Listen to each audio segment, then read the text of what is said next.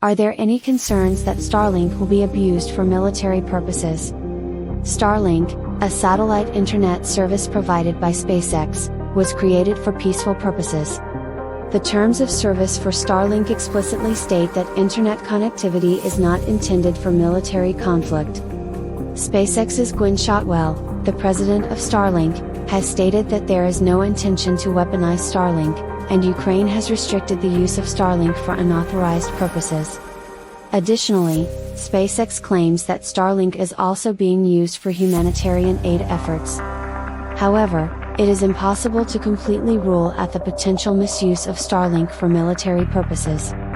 Russia has argued that Starlink's provision of communication satellites to Ukraine poses a threat to Russia's security and warns that Starlink could become a target for attacks. Furthermore, SpaceX launches various payloads into space, including secret satellites for the U.S. Space Force, which could be perceived as military-related activities related to Starlink. Therefore, it cannot be definitively asserted that Starlink will not be misused for military purposes. While SpaceX emphasizes Starlink's peaceful intent, this stance may be influenced by international conflicts or political pressures. Starlink should demonstrate responsible actions for communication and safety in space. Can Starlink provide reconnaissance photos or real-time video from neighboring countries or other countries according to user requests? Starlink does not have the capability to provide reconnaissance photos or real-time video services based on user requests. Starlink satellites are designed for internet communication and are not equipped with surveillance equipment such as cameras or radar. These satellites primarily serve the purpose of delivering internet signals via ground dish antennas. If a user desires reconnaissance photos or real-time video, alternative methods such as other satellites or drones must be employed. For instance, domestically developed radar satellites can capture data by emitting radar waves towards the ground or ocean and synthesizing sequential images of the terrain. Additionally, drones operating in the sky can transmit real-time video. It is essential to understand that Starlink does not offer services specifically for reconnaissance photos or real-time video. So, would it be possible to fly a drone in a neighboring country and send the reconnaissance real-time video to Starlink and receive it in real time in your own country? Yes, that's correct.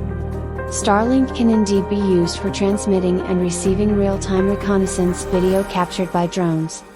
With its high-speed data transfer and low latency, Starlink enables real-time monitoring and control of drone footage. Here's how it works. The drone communicates with ground-based dish antennas, which in turn connect to Starlink satellites. These satellites relay the video feed to other dish antennas located elsewhere. As a result, a country can receive real-time surveillance footage from neighboring countries or other regions. However, it's essential to exercise caution. Such actions could potentially violate international law or escalate conflicts. Starlink's terms of service explicitly state that its internet connectivity is not intended for military purposes. Starlink was designed for peaceful applications, and it should be used accordingly. I would like to know the type and performance of reconnaissance aircraft used in the United States, Russia, etc. Reconnaissance aircraft, commonly known as spy planes, play a crucial role in observing enemy activities. They are categorized based on their operational purposes. 1. Tactical reconnaissance aircraft. These operate near the front lines and are often modified fighter jets or aircraft equipped with cameras and radar systems. They are fast, agile, and share a resemblance to combat aircraft. Examples include the US RF-4C, RF-16, and Russia's MiG-25R and Su-24 Mister.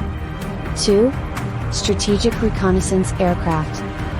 These specialize in deep reconnaissance, flying at high altitudes and speeds or even operating unmanned. Stealth technology is sometimes applied to minimize exposure to enemy attacks. Notable examples are the US U-2, SR-71, RQ-4, and Russia's Tu-95RT and Tu-214R. Keep in mind that these aircraft serve critical intelligence gathering functions, but their use must adhere to international laws and diplomatic considerations.